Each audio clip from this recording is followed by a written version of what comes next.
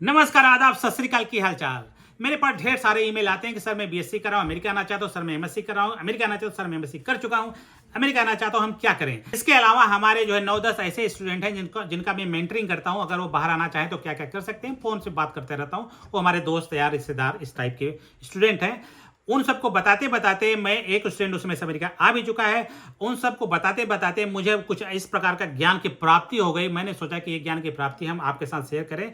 अगर आप बीएससी में हैं, अमेरिका आना चाहते हैं, अगर आप एमएससी में हैं, अमेरिका आना चाहते हैं, अगर एमएससी पास कर चुके हैं, अमेरिका आना चाहते हो, तो आप कैसे आ सकते हैं। ये वीडियो खास उन स्टूडेंट के लिए है जो एमएससी में हैं और अमेरिका आना चाहते हैं, या एमएससी पास कर चुके हैं वो अमेरिका आना चाहते हैं। ये वीडियो उनके लिए है।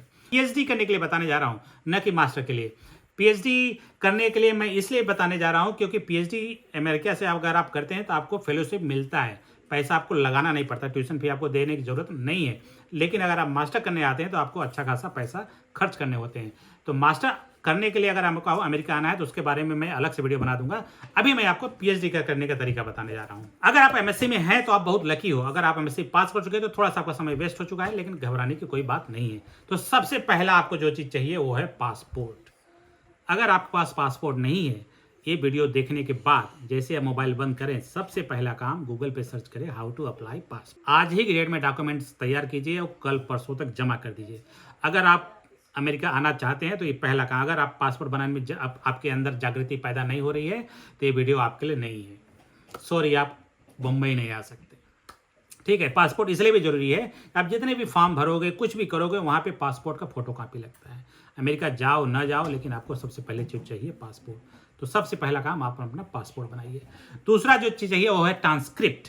ट्रांसक्रिप्ट क्या होती है कि जैसे कि आप मान लो कि इंडिया में है, किसी महाविद्यालय, स्नातकोत्तर महाविद्यालय से बीएससी एमएससी कर रखा है, तो वहाँ हिंदी में लिखा हुआ है कि राजकीय महाविद्यालय, या फिर तो क्या होता है कि अगर वो सर्टिफिकेट और मार्कशीट लेके आप दिखाएंगे अमेरिका के, जब जमा करेंगे एप्लीकेशन फाइल, वो किसी को समझ में नहीं आएगा कि वो लिखा क्या है। अगर किसी तरीके से ट्रांसलेट कर भी लेंगे तो भी समझ में इसलिए नहीं आएगा कि किसी आगरा यूनिवर्सिटी में किसी कोई फिजिक्स का पेपर जो है वो 50 नंबर का है, वहीं जो है पूर्वांचल यूनिवर्सिटी में वो 30 नंबर का है, तो कैसे मैच करेंगे कि हम कितना मार्क्स सबको दें। तो इसलिए जो है इंटरनेशनल एक सर्टिफाई संस्था है जो आपको ट्रांसक्रिप्ट प्रोवाइड करती है। आपको क्या करना होता है कि आप अपने सादा high school, intermediate, BSc, MSc जितने भी डॉक्यूमेंट है, आप उनको अपना मार्कशीट दिखाइए। उसी आधार पे वो एक जो है जनरलाइज ट्रांसक्रिप्ट बना देंगे। वो जो है ट्रांसक्रिप्ट इंटरनेशनल स्टैंडर्ड लेवल का होता है, तो कोई भी देख के समझ जाएगा कि आप कितने पढ़ाकू हो। तो ट्रांसक्रिप्ट सबसे पहले बनवा लीजिए। ठीक है, तो ट्रांसक्रिप्ट भी दो प्रकार का होता है। एक होता है कंबाइंड, जो कि आपने पूरे लाइफ के जितने भी डॉक्यूमेंट है उसका कमल कर इकट्ठा बना लो, या फिर इंडिविजुअल बना लो। मैं आपको सजेस्ट करूंगा आप इंडिविजुअल ही बना के रख लीजिए। वो थोड़ा फीस जमा करना होता है, फीस जमा करके बनवा लीजिए। तीसरा जो चीज चाहिए रेज्यूमे, और रेज्यूमे मैं यहाँ आपको बाद में बताऊं। चौथा चीज चाहिए आपको रिकमेंडेशन लेटर। अगर आप बीएससी एमएससी कर रहे हैं तो आप अपने प्रोफेसर से बात करके रखे रहिए कि सर मैं जो है एमएससी करने के बाद मैं पीएचडी के लिए अप्लाई करूंगा बाहर, अब मुझे आपके रिकमेंडेशन लेटर की जरूरत पड़ेगी, तो कृपया आप हमें दे सकते हैं। तो 2-3 लोगों को आप पहले से पटा के रखे रहिए, उनका नाम, उनका फोन नंबर, उनका पूरा एड्रेस, उनका पोस्ट का नाम, अपने जब भी सीवी में बनाए तो सबसे नीचे रिकमेंड अपने रेफरी का नाम डाल दीजिए। और आपको चाहिए एक होता है इंग्लिश का टेस्ट। जितने भी फॉरेन कंट्री है, अगर आपको बाहर जाना है तो वहाँ की भाषा आपको आना चाहिए, क्योंकि आप बस में जाएंगे, कैफेटेरिया में जाएंगे, टीचर से बात करेंगे, टीचर जो पढ़ाएगा उसको सब चीज़ सुन रहे हैं, समझ रहे हैं, देख रहे हैं, आपको सब कुछ समझ में आ रहा है कि नहीं। इसलिए आपको एक टेस्ट की ज़रूरत पड़ती है, और वो है टॉफेल और आइलेट्स होते हैं। हर कंट्री का अपना अलग अलग रूल है कि आप किस टाइप का टेस्ट, इंग्लिश टेस्ट देना चाहते हैं। एक और टेस्ट है, उसका नाम है डुओलिंगो। ठीक है, तो कुछ यूनिवर्सिटीज़ डुओलिंगो लेती हैं, कुछ आइलेट्स लेती हैं, कुछ जो है टॉफल लेती हैं। तो ये आप पता कर लीजिए और वो आइलेट्स की तैयारी करिए। आइलेट्स बहुत ही सिंपल होता है, बहुत ही सरल होता है। अगर आप अंग्रेजी मूवी देख के सब कुछ समझ जाते हैं, अंग्रेजी मूवी देखते हैं और अंग्रेजी समाचार तो कतई मत देखिएगा। अगर ये सब करते हैं तो आपको अंग्रेजी बहुत बढ़िया से समझ में आ जाएगी, आप देख करके अच्छा खासा नंबर ला सकते हैं। और आपको चाहिए स्टेटमेंट ऑफ पर्पस, जिसको SOP बोलते हैं। ये बहुत ही खतरनाक लेटर होता है, मतलब डरने की जरूरत नहीं है। SOP थोड़ा सा अलग होता है। ये सीबी रिज्यूमे आपको दिमाग से लिखा जाता है, SOP दिल से लिखा जाता है। दोनों में देखो अंतर समझाने के मैं आपको एक उदाहरण समझाता हूँ। अमेरिका में जब भी कोई घर मार्केट में आता है बेचने के लिए, उसको देखने के लिए ढेर सारे परिवार वाले जाते हैं, ज़्यादातर बच्चे वाले फैमिली जाती हैं। जब भी उस घर में जाते हैं तो बच्चे को उतार दें, बच्चा नाचने लगता है, इधर उधर घूमने लगता है, तो पेरेंट्स को अच्छा लगता है मेरा बच्चा बड़ा एंजॉय कर रहा है, ये घर मुझे पसंद है, मैं ले लूँगा। बाद में पता लगता है जो आदमी बेच रहा है उसको खरीदने के लिए उस घर को कई लोगों ने संपर्क कर रखा है कि मैं कर दूंगा, मैं कर दूंगा।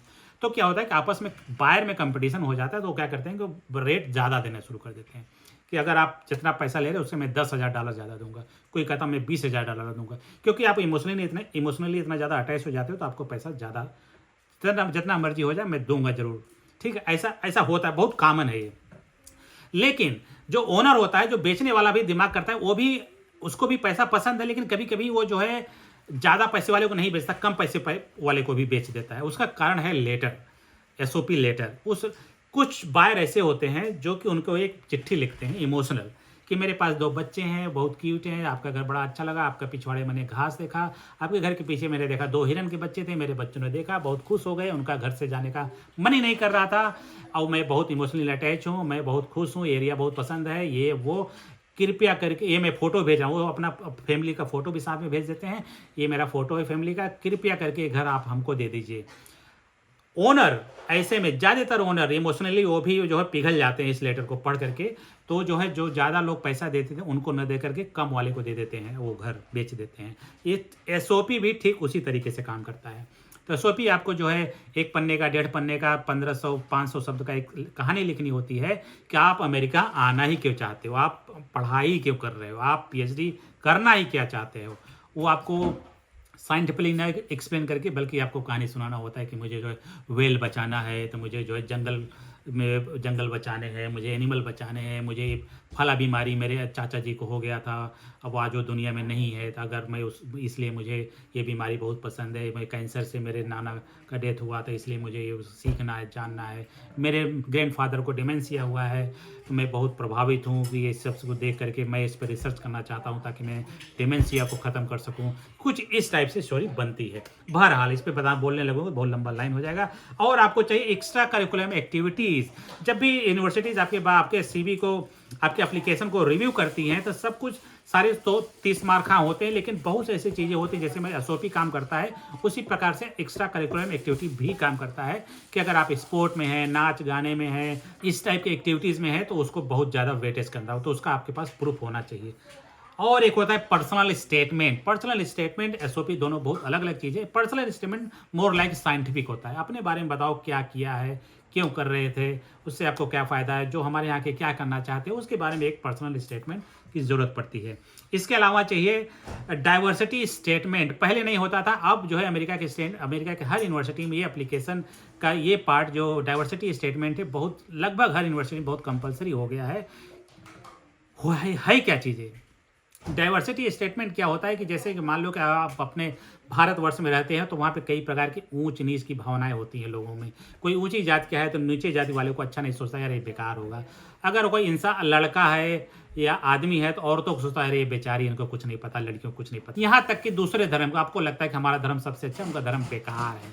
अगर इस टाइप की प्रवृत्ति है आपके अंदर, तो कृपया करके अमेरिका कहता है हमारे यहाँ आने की जरूरत ही नहीं है। यहाँ तक कि जब आप अमेरिका आ जाओ तो आप देखोगे अरे कोई दूसरा देश जो आपका दुश्मन देश है, वो भी आपको आपके बगल में बैठ के, सीट में बैठ के वो भी पढ़ाई कर रहा है, तो उसको देख करके आपके अंदर हीन भावना आती है कि नहीं। ये सब चीज़ का समायोजन एक आपको लिख के देना होता है, एक पेज 2 पेज। आप इस चीज़ को एज ए ह्यूमन और ह्यूमैनिटी को आप कैसे देखते हो। याद रखें, ये प्रश्न पूछेगा नहीं कि आप जो है जातिवाद में विश्वास करते हैं कि नहीं, या धर्मवाद में विश्वास करते हैं, ये नहीं पूछेगा, बल्कि ये चीज़ आपको लिखना है खुद से कि आप जो है ह्यूमैनिटी को कैसे देखते हो। तो ये चीज़ बहुत ही ज़रूरी है। अगर आपके मन में अगर कुछ जरा सा भी है तो आप अगर विदेश आना चाहते हैं तो ये आप अपने मन से अभी से निकाल दीजिए। वैसे भी सबको प्यार करना, आदर देना, सम्मान करना, दूसरे की जाति के, दूसरे धर्म को सम्मान देने में कोई बुराई नहीं है। आप अगर पॉजिटिव ध्यान रखेंगे तो आपका दिमाग भी पॉजिटिव रहेगा, तो बाकी सबको स्टेटमेंट ट्रांसक्रिप्ट लिखने में भी आपको बहुत आसानी मिल जाएगी। और अगर आपने अच्छा लिख दिया, मान लो आपके मन में रूढ़िवादिता भरी हुई है और आपने जो है बहुत अच्छा लिख भी दिया, तो जो है आपके फेसबुक से, जितने भी सोशल मीडिया वहाँ से अकाउंट से भी बहुत ईजिली जान सकते हैं कि आप किस प्रकार की मानसिकता के पर्सन आप हैं। इसलिए जो है अगर आप बाहर आना चाहते हैं तो सबसे पहला काम अपने फेसबुक से, इंस्टाग्राम से, व्हाट्सएप से जो भी आप जो है इस टाइप के मैसेज शेयर कर चुके हैं, वो आप कृपया करके उसे डिलीट कर दीजिए। ठीक है, नहीं तो वो वहाँ से आपको स्क्रीन करके आसानी से पकड़ लेंगे। ठीक है, ऐसा करने से आप जो है आप न सिर्फ आप अपने अड़ोस पड़ोस में बल्कि आपके मन की बहुत ही शांति मिलेगी। तो ये जो है डाइवर्सिटी एलिमेंट है। ओके, 2 और चीज़ें बताना चाहूँ जो बहुत ज़रूरी है, मैं जानबूझ के लास्ट में रखा था, उसका नाम है GRE टेस्ट। GRE टेस्ट क्या होता है? एक प्रकार का जो है इंग्लिश और मैथ का टेस्ट होता है और ये बहुत कठिन होता है, लेकिन अच्छी बात है कि आपको अब देने की ज़रूरत ही नहीं है। कोविड के आने के बाद अमेरिका में बहुत सी यूनिवर्सिटी में GRE हटा ही दिया है अचानक से। तो इसको हटाने के बाद लोगों में बहुत ज़्यादा इंटरनेशनल स्टूडेंट बहुत ज़्यादा माइग्रेट हो रहे हैं इंडिया अमेरिका में आने के लिए। अमेरिका इसका स्वागत भी कर रहा है, तो आप इसका ज़रूर से ज़रूर फ़ायदा उठाएं। और सच पूछे कि जब से GRE हटाए तभी से मैं जो है अपने सारे रिश्तेदारों से, अपने दोस्तों के जो लोग हम जिसको मैं जानता हूँ MSc करें, उनसे मैं संपर्क फ़ोन करके बता रहा हूँ, आप अप्लाई करो, जो होगा देखा जाएगा। ठीक है, तो उनको तैयारी भी करवा रहा हूँ मैं साथ में। ठीक है, तो GRE नहीं है तो उसके जगह पे क्या है? उसके जगह पे एक है रिसर्च एक्सपीरियंस। अमेरिका में इंडिया में रिसर्च एक्सपीरियंस लेना बहुत ही कठिन काम है, लेकिन घबराइए नहीं, उसका भी मैं जुगाड़ आपको बताता हूँ। आपको करना क्या है? अगर आप MSc में हैं तो आपको क्या करना है कि आप अपना रुचि पैदा कीजिए कि किस टाइप का आपको रिसर्च करना है। जैसे न्यूरो साइंस हो गया, बायोकेमिस्ट्री हो गया, माइक्रोबायोलॉजी हो गया, माइक्रोबायोलॉजी हो गया, बायोटेक्नोलॉजी हो गया। अगर इन सभी में से किसी में आपका रिसर्च नहीं है तो किसी भी चीज़ में आपका इंटरेस्ट नहीं है तो आप अपना इंटरेस्ट पैदा कीजिए। इंटरेस्ट पैदा करना बहुत आसान होता है। आपने सेमिनार देखिए, रिसर्च पेपर पढ़िए, कुछ न कुछ आ ही जाएगी। जब आपको ये जब पता हो जाए कि मेरा इंटरेस्ट न्यूरो साइंस में या माइक्रोबायोलॉजी में जाना है, तो इंडिया में जितने भी CSIR लैब हैं, लखनऊ में है, दिल्ली में है, हैदराबाद में, हर जगह हैं। ठीक है, और उनके वेबसाइट पे जाइए और देखिए उस चीज़ की, जैसे कि बायोटेक्नोलॉजी में DNA प्रोटीन इंटरेक्शन में कौन कौन काम कर रहा है, तो उनको जो है, या पबमेड में सर्च कीजिए कि प्रोटीन इंटरेक्शन और इन इंडिया करके, तो जितने भी इंडिया के पेपर आ जाएंगे, फिर उनको सर्च कीजिए कहाँ पे, वहाँ पर उनको ईमेल आईडी मिल जाएगी, या उनके वेबसाइट पे जाकर उनको ईमेल आईडी मिल जाएगी। उनको एक ईमेल लिखिए कि सर मैं अभी MSc कर रहा हूँ, ये मेरा लास्ट ईयर है, अभी मेरा 2 सेमेस्टर रह गया है, और जो है मैंने आपका ये पेपर पढ़ा, जो भी पेपर पढ़ा मेक श्योर कि आप वो पेपर पढ़े हों, और ये पेपर मुझे बड़ा अच्छा लगा, मैं भी, ये मेरा इंटरेस्ट है, मैं भी MSc करने के बाद आपके लैब में इंटर्नशिप करना चाहता हूँ। सब टर्मिनोलॉजी याद रखिएगा, इंटर्नशिप करना चाहता हूँ, और या फिर वॉलंटियर रिसर्च करना चाहता हूँ। ठीक है, और अगली लाइन आपको होना चाहिए क्यों करना चाहते हैं, क्योंकि याद रखिएगा, because I want to go, I'm applying for PhD program in America and I need a research experience, and you will be the very best person to get the research experience in your lab। ऐसा करके एक अच्छा सा cover letter, मैं फिर कभी cover letter कैसे लिखते हैं इसके बारे में अलग से वीडियो बना दूंगा। तो कितने PI को लिखना है? ढेर सारे PI को लिखना, क्योंकि कोई आपको रिप्लाई नहीं करेगा, क्योंकि इंडिया में अभी तक ऐसा वॉलंटियर वाला कोई कल्चर है ही नहीं।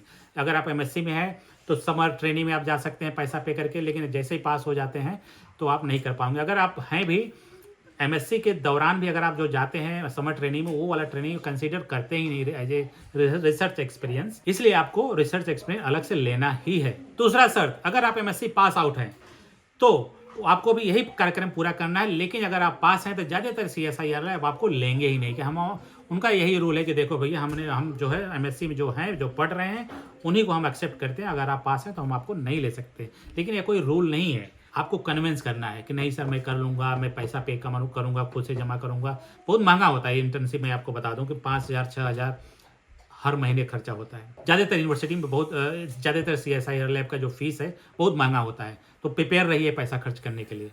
कितना देर तक आपको एक्सपीरियंस लेना है कि 3 महीना से लेकर 6 महीना तक करना है। अगर आपके पास पैसा और है, अफोर्ड कर सकते हैं, तो मेरी आपको सलाह मानिए, साल भर टिके रहिए और खूब जम के रिसर्च कीजिए और एक आध पेपर निकाल लीजिए, और उसी रिसर्च के आधार पे, उसी पेपर के आधार पे आप जो है बाहर अप्लाई कीजिए, और वही सी चीज़ को आप अपने रिसर्च स्टेटमेंट लिखिए बढ़िया से कि देखो मैंने ये कर रखा है, ऐसा ऐसा मेरा करने का प्लान है, तो बहुत बढ़िया स्टोरी बन जाएगी। आपके रिज्यूमे जो उसको मैंने नहीं बताया, अब मैं बताने जा रहा हूँ, यही चीज़ आपको रिज्यूमे में लिखना है। पर्सनल स्टेटमेंट, रिसर्च स्टेटमेंट कैसे लिखा जाता है, वो चीज़ आपको पहले लिख देना है बढ़िया से। और क्या तरीका है? और तीसरा तरीका है पेड वर्जन, आप सैलरी ले सकते हैं, उसका नाम है प्रोजेक्ट असिस्टेंट। प्रोजेक्ट असिस्टेंट एक पोस्ट होती है जो वहाँ के रिसर्चर हैं, JRF हैं, SRF हैं, उनको हेल्प करने के लिए प्रोजेक्ट असिस्टेंट एक पोस्ट होती है, जो कि जितने भी CSIR लैब हैं, जितने भी यूनिवर्सिटीज़ हैं, कुछ पोस्ट होती हैं। ये पोस्ट बहुत ही कॉम्पिटिटिव होता है, बहुत आसान नहीं होता लोगों को पाना, लेकिन जहाँ चाह है वहीं राह है। अब लगे रहिए, लगे रहिए, लगे रहिए। जहाँ तक कि आप मेडिकल की तैयारी कर रहे हो या फिर SSC PO की तैयारी कर रहे हैं, उसी प्रकार से इसकी भी तैयारी करते रहिए, उतने ही लगन से जितना आप SSC PO की तैयारी करते हैं। कोई न कोई जरूर होगा। मैं आपको बता दूं कि साइंस में अभी भी जातिवाद, धर्मवाद उतना ज़्यादा नहीं है, इसलिए जो है, जो अगर आपके अंदर टैलेंट है वो जरूर आपको बुलाएंगे और आपको जरूर अनुभव देंगे रिसर्च का। अब सब कुछ तैयार होने के बाद अब सवाल आता है कि हम जो है कौन सा अमेरिका की कौन से यूनिवर्सिटी में अप्लाई करें। उसको बोलते हैं यूनिवर्सिटी का स्क्रीनिंग कैसे करें, कौन सा सेलेक्ट करें। अमेरिका में जो बहुत से यूनिवर्सिटीज़ हैं, मैं आपको एक ट्रिक बता रहा हूँ जो मैंने अप्लाई किया है अपने स्टूडेंट पे और बहुत अच्छा काम भी करता है। ट्रिक ये है, ज़्यादातर स्टूडेंट गलती क्या करते हैं, कोई करते हैं जो टॉप यूनिवर्सिटी इन अमेरिका, तो टॉप में अप्लाई करते हैं, उनका होता ही नहीं। तो ये आप, इसलिए मैं मान के ऐसा चलता हूँ, जो मेरे स्टूडेंट हैं उनका इंग्लिश बहुत अच्छी नहीं है, मैं मान के चलता हूँ कि एवरेज है, जस्ट एबो एवरेज टाइप के स्टूडेंट है, तो ऐसे जगह फाइट मारने की आवश्यकता ही क्या, जहाँ आपका दाल ही नहीं गलना। तो इसलिए जो है आपका उद्देश्य अमेरिका आना, न कि अच्छी यूनिवर्सिटी में आना, मेरा ऐसा मानना है। वो थोड़ा सा मैं बोल रहा हूँ, लेकिन आप समझ रहे हैं मेरे कहने का मतलब, ठीक है। तो आपको क्या करें, कुछ मीडियम और मीडियम से लोअर यूनिवर्सिटी को चूज़ करना है। जैसे कि कैलिफोर्निया स्टेट यूनिवर्सिटी बहुत बढ़िया यूनिवर्सिटी है, जो मेन यूनिवर्सिटी बहुत बढ़िया है, लेकिन वहाँ आपका दाल नहीं गलती। लेकिन जैसे कि कैलिफोर्निया स्टेट यूनिवर्सिटी कई लोकल ब्रांच यूनिवर्सिटी है, छोटी छोटी, वहाँ आप अप्लाई कीजिए, वही डिग्री, वही यूनिवर्सिटी। जिस प्रकार से पूर्वांचल यूनिवर्सिटी तो पूर्वांचल में है, जौनपुर में है, लेकिन उसके ढेर सारे ब्रांच हैं, एक ज्ञानपुर में है, इलाहाबाद में है, यहाँ तक बनारस में भी है। तो जो छोटे छोटे ब्रांच है, इस टाइप की यूनिवर्सिटी में आप जाके अप्लाई कीजिए, ठीक है। तो वहाँ पे आपका बहुत आसानी से हो जाएगा। ये ट्रिक काम करता है, आप याद रखिएगा। आप ऐसे अप्लाई, अगर आप मेधावी हैं, 30 मार्क हैं, तो I will appreciate to go for higher university, top most university, वहाँ पर रिसर्च अच्छे होते हैं, ब्ला ब्ला ब्ला। अब सवाल उठता है कितने जगह अप्लाई करें। कम से कम मेरा ऐसा मानना है, जब भी अप्लाई जहाँ करते हैं वहाँ पर आपका अच्छा खासा पैसा लगता है, $200-300, तो आप 80 से गुणा करके जान लो कि कितना पैसा खर्चा होगा। तो इसलिए जो है बहुत बढ़िया से रिसर्च कीजिए, बहुत बढ़िया से सेलेक्ट कीजिए कि आपको अप्लाई करना है। और लास्ट चीज़ जो बहुत इंपॉर्टेंट, जो मैं आपको बताने जा रहा हूँ, वो बहुत ज़रूरी है, बिना उसके बगैर आपका एप्लीकेशन कहीं भी एक्सेप्ट नहीं होगा। वो है, वहाँ के किसी भी साइंटिस्ट को ईमेल करो, ठीक है। जो यूनिवर्सिटी आपने सेलेक्ट किया है, जिस फील्ड में आपने रिसर्च कर रखा है, रिसर्च अनुभव ले रखा है, नहीं भी रखा है, तो अगर आपका इंटरेस्ट है, जैसे माइक्रोबायोलॉजी में आपने इंटरेस्ट ले रखा है और न्यूरोबायोलॉजी में अप्लाई करें, डरने की कोई बात नहीं। उनका कहने का मतलब आपको रिसर्च अनुभव होना चाहिए, बस आपको पता होना चाहिए रिसर्च क्या होता है। सुबह 9 बजे से जाते हैं, रात के 8 बजे वापस आते हैं, ये वाला हैबिट आपके पास होना चाहिए बस। तो उनको ईमेल कीजिए कि सर मैं यहाँ पे रिसर्च कर रहा हूँ, मेरे पास इस टाइप का अनुभव है, मुझे आपका लैब देखा और आपका मैंने ये पेपर पढ़ा, मुझे ये पेपर बड़ा ही अच्छा लगा, और ये इस पेपर में मुझे ये इस टॉपिक में बहुत अच्छा लगा, ये टॉपिक से करने से करके फला नामक डिजीज से दूर किया जा सकता है, मेरा इंटरेस्ट है इस टाइप के डिजीज पे काम करने के लिए। जब भेजोगे तो आपका रिप्लाई नहीं आएगा, तो डरने की कोई बात नहीं। आप ईमेल करने का पैसा नहीं जाता है। आप जो है, पूरे अमेरिका में हज़ारों यूनिवर्सिटी हैं, भेज डालिए, 10, 15, 20, 25, 50, 100 सब जगह ईमेल। अगर आपका ईमेल नहीं आ रहा कहीं से रिप्लाई, तो समझ लीजिए कि आपके CV में, आपके कवर लेटर में लिखने का जो क्वालिटी है लिखाई का, बहुत अच्छा नहीं है। मैं फिर भी एक बार बोल रहा हूँ, ये चीज़ें बहुत ही प्रोफेशनल तरीके से होती हैं। आप इसमें ज़रा से लूज लॉन्ग काम आप नहीं कर सकते हैं। अगर आपको ट्रेनिंग की ज़रूरत है तो आप ट्रेनिंग लीजिए, ईमेल कैसे लिखा जाता है उसकी ट्रेनिंग की ज़रूरत है तो आप पैसा खर्च कीजिए, वर्कशॉप कीजिए, अटेंड कीजिए कि सर मुझे ईमेल करना सिखा दीजिए, कैसे करते हैं। वो सारे शब्द का इस्तेमाल करना सीख जाए कि ये शब्द जरूर होना चाहिए, ये शब्द नहीं होना चाहिए, है ना। ये सब चीज़ बहुत मायने रखती हैं। अब जब आप ऐसे करके लिखोगे तो जरूर से जरूर रिप्लाई आएगा। अब जब कोई PI रिप्लाई करता है, तो अगर वो पॉजिटिव रिस्पांस देता है तो क्या लिखेगा, वो लिखेगा हाँ ठीक है, हमारे यहाँ अप्लाई कर सकते हो, अगर हमारे प्रोग्राम में PhD के अप्लाई करना है तो तुम्हें 3 प्रोग्राम के थ्रू आ सकते हो। आप जो है न्यूरोबायोलॉजी में अप्लाई करो, मॉलिक्यूलर मेडिसिन में अप्लाई करो, बायोकेमिस्ट्री में अप्लाई करो, इन तीनों के थ्रू हमारे लैब में आ सकते हो। तो जैसे कई डिपार्टमेंट होते हैं, उनके कहने का मतलब ये है कि तो आपको क्या करना है, उन तीनों में अप्लाई कर देना है, ठीक है, जो वो बोले, ठीक है, ताकि वो उस रास्ते तक पहुंचने का 3 रास्ता है। वो तीनों में इसलिए बता रहा हूँ, अगर इसमें कंपटीशन हाई है तो आपका एप्लीकेशन कट हो जाएगा, इसमें कंपटीशन हाई तो एप्लीकेशन कट हो जाएगा, तो हो सकता है एक में है तो चांस है कि आपका बच जाए, ठीक है। और साथ में आपने ऑलरेडी प्रोफेसर से बात कर रखा है, तो उसको पता है कि ये स्टूडेंट मेरा है, ये मुझे चाहिए, ये मुझे दे दो, ये वाला मुझे दे दो। तो इस तरह से हम आपका वीडियो यहीं से समाप्त करते हैं। अगर आपका फ्रेंड और कोई मित्र कोई हाई स्कूल में, इंटरमीडिएट में, BSc MSc में है, BSc पास आउट है, BTech है, BSc BS है, और वो अमेरिका आना चाहते हैं तो कृपया करके वीडियो उनको फॉरवर्ड कर दीजिए। और इससे संबंधित कोई भी आपके प्रश्न कोई छूट गया हो तो आप हमको अलग से ईमेल नहीं, वीडियो के नीचे कमेंट करके भेज दीजिएगा, मैं उनका रिप्लाई कर दूंगा। मिलते हैं अगले वीडियो में, तब तक के लिए नमस्कार, बाय बाय।